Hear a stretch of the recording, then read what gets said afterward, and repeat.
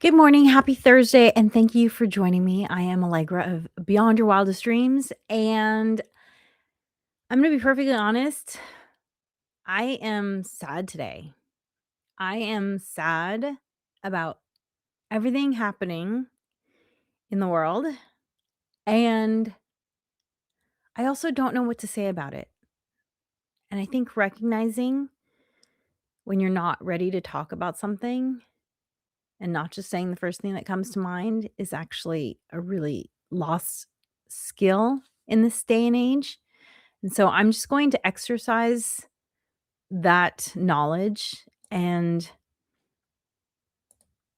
not say anything yet because I'm still processing. However, what I do want to say is that, one of the pillars of Beyond Your Wildest Dreams is about self care. And it's so important to guard your mental health that yesterday, with all of the news happening, I spent quite a bit of time at the end of the night reading about the walk for peace that is currently underway, which I think is so serendipitous. I actually just learned that the true meaning of the word serendipity has to do with searching.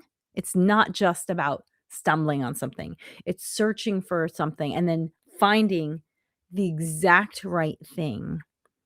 So that so that was really interesting. So I think it's serendipitous that these Buddhist monks are currently engaging in a peace walk that started in Texas and ends in Washington, D.C. They're on day 75 of approximately 120 days. And they have a wonderful canine companion with them named Aloka, who has a white heart-shaped bit of fur on it on I don't know if Aloka is male or female. On Aloka's forehead, there is this heart shape. And so yesterday when I was feeling super sad, I spent some time reading about the peace walk, and that really helped. So I encourage you to do what you need to do to maintain your mental health because that is important. And my topic today is related to mental health. And the topic is when is enough enough? Because I am in year 3 of my family's own working on when is enough enough. And I just want to explain that people think that productivity, the fact that I call myself a brain science based productivity and time management experts, means that I'm always telling you how to do more. And that's not the case. I am often telling people how to do less of what doesn't matter to you, less of letting go of expectations. I always tell people stop shoulding on yourself. For instance, the holidays just ended, and a lot of people have this shoulding around holiday cards. Do holiday cards if you think they're fun. If you don't think they're fun, don't do them. Guess what? I did not do holiday cards in 2025 because it did not bring me joy. I had other things going on that I wanted to focus on. Holiday cards fell by the wayside, and I feel zero guilt about that. So stop shitting on yourself. We're going to talk about when is enough enough. However, before I do that, I do want to let you know the two things that I do at the top of my podcast. One is what am I reading? And I am reading a book which probably helped inform why I'm talking about this today. I am reading a book called I want to say it's called Cleaning While Drowning, but that's not the correct term. It's called How to Keep House While Draining. How to Keep House While Drowning. It is written by Casey Davis. She's a therapist, and when lockdown happened, she had just had or was just about to have her second child and undiagnosed ADHD, which you've probably heard me mention it before. I'm pretty sure I'm in that group, but have chosen not to find out. And, How to Keep House While Drowning, it's very interesting so far because it talks a lot about the obstacles with cleaning, even when you want to clean. And so I will do a full review of it once I'm finished with it. I'm only about a quarter of the way through, but that's what I'm currently reading. If that sounds good to you, check it out. And then I always pull a card from my little deck of positive chaos over here.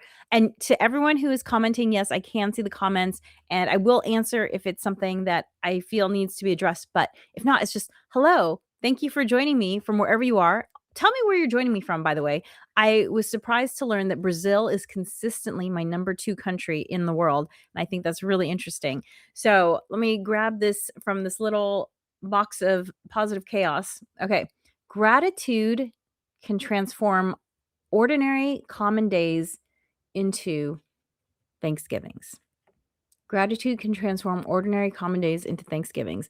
Absolutely. And I when I read this, I think it's not just about the gratitude, it's also just about taking a moment to observe. You know that saying, "Stop and smell the roses"? When you stop and smell the roses, you also notice the color and the petals. Like, for instance, the other day I walked by a rose bush that I have, and I noticed that a number of the buds were closed up and kind of blackened with some sort of mold because it's been cold and rainy here. And I need to figure out what to do with that. I don't know if that's bad for the general health of the rose bush, but if I hadn't taken a moment to stop and smell the roses, I would not have observed the mold. And so gratitude, yes, 1, you're expressing gratitude, but 2, you're also taking the time to observe your surroundings. Have you ever done a walk of a location that you frequently drive by, and suddenly you start noticing things that you didn't notice before because walking is so much slower than driving? You're like, "I didn't know there was a store there. I didn't know there was a restaurant there." You know, human brains are designed to operate at a certain speed. And even though we have all of these gadgets that have sped things up, really what it's made it us do is just notice things less because there's so much more passing us. We have to filter out a lot more. But when you take time and slow down, when you hand write something, you learn it better because you're slowing down the process of information going into your brain. When you walk instead of drive, you're going to notice your surroundings more because you're going slower. And when you take a moment to be grateful for something, you're also just slowing down the entire experience and you're able to take in way more information. So, thank you for that. I think that's very interesting. So, if you're joining me for the first time, welcome. My name is Allegra. I'm a brain science based productivity and time management expert, which basically means that I help you find more time and energy in your life because who doesn't need more of that? I also, for fun, do stand up comedy. And actually, I do it more seriously than just for fun because I actually produce a show called Soy Saucy. It features all Asian and Latin comedians and it happens in the LA area. If you want to check that out, go to soysaucy.com. There is an E in that soy saucy. And I believe that a lot of us are kind of living on autopilot, living a life that we think we should live because of society or familial or cultural expectations. And I want to help you live a life that you actually want to live. And sometimes that means doing less, which is what today's topic is about, which is when is enough enough? And also, I'm author of these 4 short read books. You can find out everything on my website, bywdreams.com. But if you want to go deeper in terms of finding more time and energy in your everyday life, then my books are an excellent place to start. And again, the website is bywdreams.com. Okay, so let's get into today's topic. And if you join me at the top of the show, you know that I might not be my usual energetic self because I am a little bit sad, but talking here and being here and showing up, I'm hoping that by showing up for you, you can show up for yourself or for other people in your life. So, uh, I am showing up and to talk about when is enough enough. And 2 years ago, so I am 50. I will be I'm old enough that I have to think about it. I will be 52 in this year, in 2026, and starting 2 years ago, so I guess when I turned 50 is when it started, my family embarked on something that I am calling the grand edit. And the thing about getting to 50 is that you have had so many years of accumulating things, your, clothing, furniture, uh, travel memorabilia, photographs, puzzles, board games, that by the time you hit 50, you have you might have a lot of stuff. And the thing is that there's a lot of it that just doesn't wear out fast enough to necessarily be replaced before you're tired with it. Like, you think to yourself, "Oh, I still really like that sweater, that wool sweater, but that wool sweater over there, it looks really interesting too." And now suddenly you have, how many wool sweaters do you have? So my family decided to edit down our belongings, and we called it the Grand Edit. And 2024 was the first year. And we created, so last year my daughter created this little poster for it. We had one as well for 2024, but this is the 2025 one. And I have it out because we need to make the 2026 one. And what it says is the the 2025 Grand Edit, the second year of orderliness of mind and home. Everything must find a place or be lovingly rehomed or donated. The goal is to see everything we have and use everything we see for increased peace and creativity. And then all three of the family members signed it. And we have been making progress. I can tell you that 2025 was the year where I first started looking around and seeing a difference from a year and a half of doing the Grand Edit. And my goal is for 2026 to be the last year of the Grand Edit. So, how does one do a Grand Edit? Well, as I was thinking about this, I thought about lipstick. For those of you listening to the Harness the Power of Planning podcast, I always put these videos up as the Harness the Power of Planning podcast. If you're just listening, you won't know, but I'm holding up 2 lipsticks. This is how many lipsticks I own, period. 2. It's the perfect amount. I have a pink one and I have a red one, and I have exactly what I need and no more. Now, this is really easy for me because I am not a big lipstick wearer.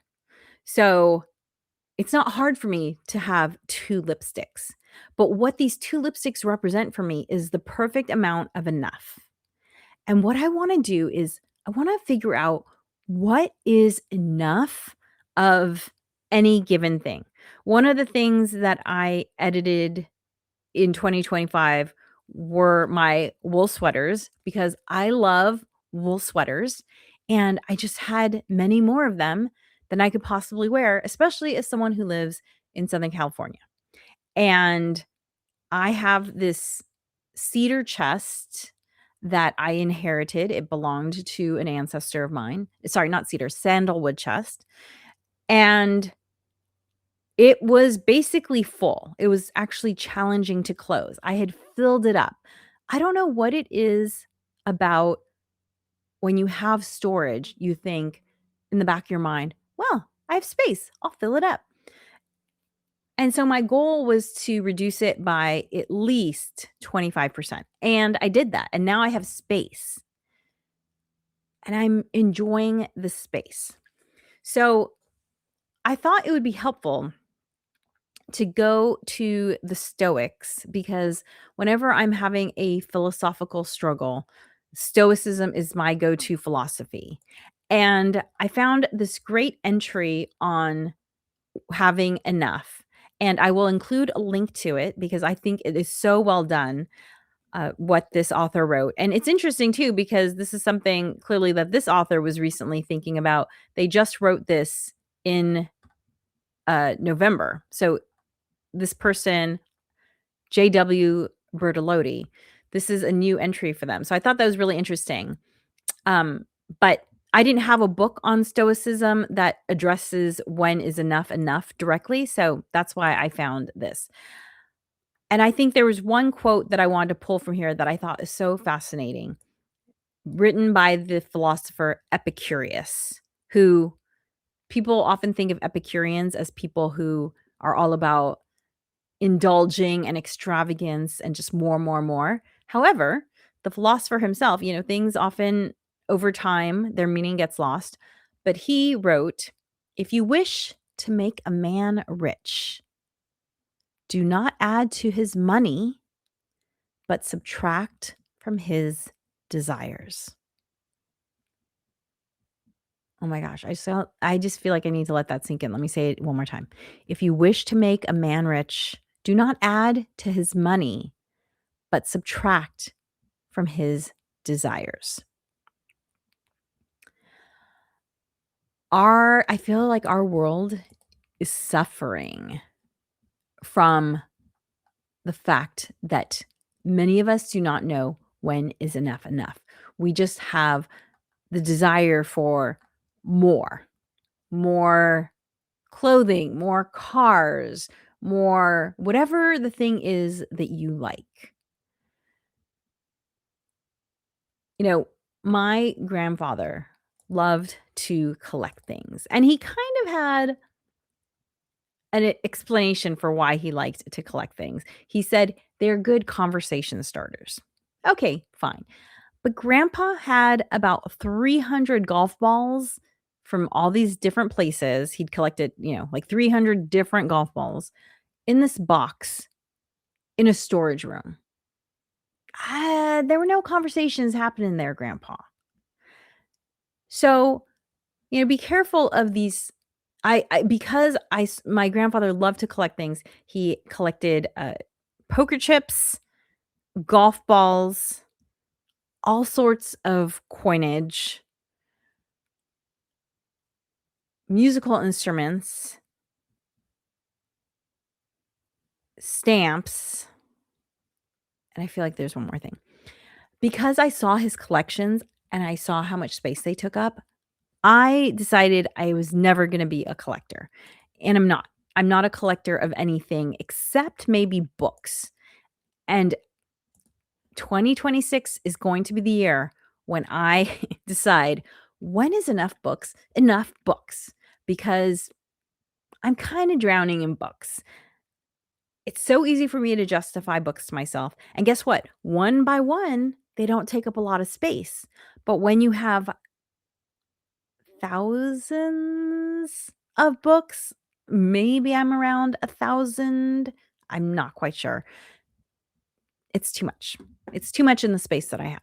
So I am going to be looking at my books with a scalpel. So you might have noticed something if you're watching this video. Usually you can see a big black chair behind me because about a year ago, I was gifted this really nice, comfortable chair, office chair, and I was like, "Oh, that's nice." The thing is that I still kept the chair that I had before that office chair, and guess what? It was taking up space. However, the chair that I like more is actually the chair that I wasn't using, the smaller chair. This you can't see it because it's not this giant hulking thing, and I realized, "Okay, wait, I have 2 desk chairs right now. I only have 1 butt. When is enough enough? Which chair do I like more? That's the one I'm keeping. I'm actually getting rid of the leather chair as we speak. So I encourage you, if you are feeling any sort of anxiety about your surroundings, really about the world in general, Cleaning up your personal space is a great way to get things in order. And asking yourself, when is enough enough, is the key to starting on that journey. I hope that this was helpful for you today. I am thinking about our world and our country and knowing that there is an answer and that history is full of cycles, but that this cycle is a little bit different because of the way that we're able to connect with each other. So take care of yourself. If you can help someone else out, do so. And know that whatever little gesture you make to help another person out is cumulative and adds to the betterment of our world. I'll see you next Thursday. And remember, planning makes everything easier, even when the world feels a little too much.